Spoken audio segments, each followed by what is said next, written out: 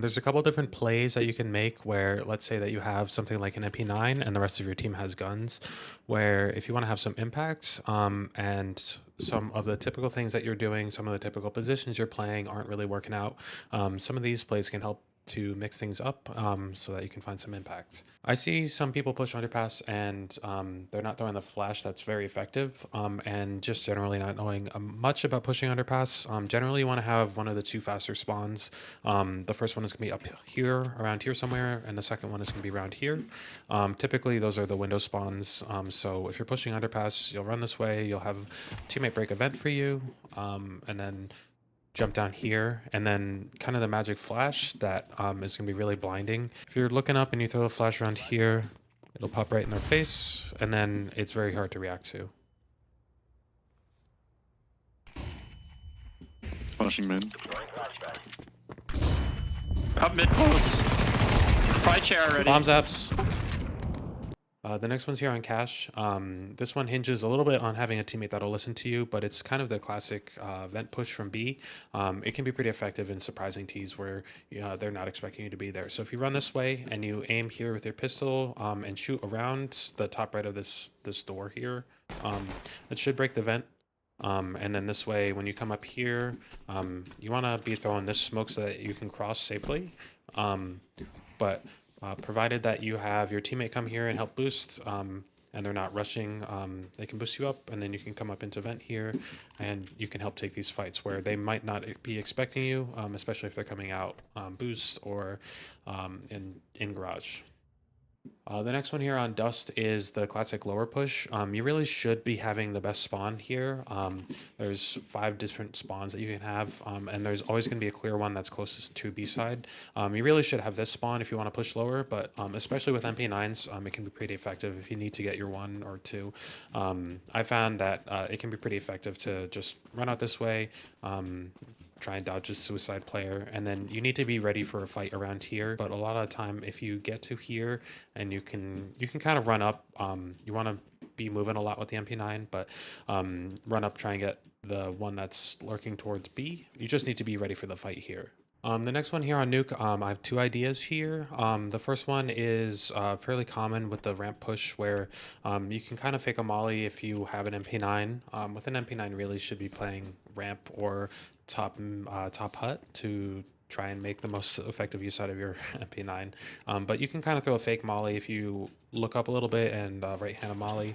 And then by the time you're here, you have your gun out. It's a little bit better than just trying to chuck a molly this way. You might tick that way, and then it takes a second to pull out your gun. So if you throw the molly a little bit earlier around here, you should be able to get past it without ticking on your own molly, giving a sound cue, and you should be ready for this fight with your gun out. The next one that is a good play to shake things up, maybe a little bit better with a rifle than MP9, but it still could be fairly effective with an MP9, is to double up ramp and one of you to go and push secret as fast as you can. Ts aren't going to expect you down here pretty quickly, so if both of you start ramp and then you pat this way, kind of through control, it should be fairly quick to go and fight outside, provided that your outside players aren't just dying immediately. You should be ready for these fights here, and then as you come up, you've got to be ready for silo, and then you don't have to peek red. It's very strong to hold this B from down here, but if you're feeling kind of crazy, it might be good to go peek red there. On H in here, there's a lot of strong positions you can play with an MP9, especially towards cave on B. But if you are playing A, you can take this space in A main if you come up here and you molly off rip. And if you're ready for a fight here, if you can kind of gamble a smoke here, and you can take a lot of A main, especially if teams aren't sending one here to clear you out.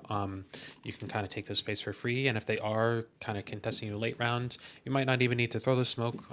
If you have a good spawn, you can kind of jump up here on the left side if they're taking their merry old time getting over to A main.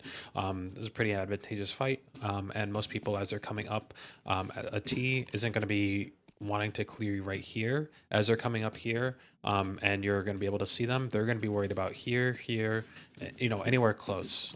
So it can be pretty effective to hold this angle or try and tuck it a little bit more. One more thing, with A, assuming you're mollied and you're hanging out here and you're hearing, oh, they're running up B, they're running up mid, you should take that liberty to try and push through here and take that space outside of A. It's very effective, very good for your teammates to know, hey, they're not coming A at all. I'm on fast flank mid, maybe they can play a little bit more passive in mid. You can come up here and flank them up on shelf already, or if they're taking mid, you can fast flank them donut. This isn't something that they're going to be expecting unless you do it every round. Hopefully you're not doing that every round because these are supposed to be kind of one-off plays that can work occasionally. On Inferno, there's a lot of different plays you can make over towards the B site with the MP9 where you can be a little bit of a weenie. These are all pretty common spots that most people know, but just to kind of go over them again, you could have a teammate boost you up to flowers here, and when you're playing up here, you want to be on the lookout for good teams will try and smoke up top here. So if you're able to block in this smoke as you see it flying, that should let you to continue to play up there. A next powerful spot is on top of first. It's a pretty hard angle to clear. If you see one, you spray one down, you drop. Pretty easy way to stay alive. It's a little tough to play backside on Inferno, just with all the util and that T's can throw, especially like a new box molly or first, second molly, a dark molly. So when I'm playing with an MP9, I prefer one of these two spots.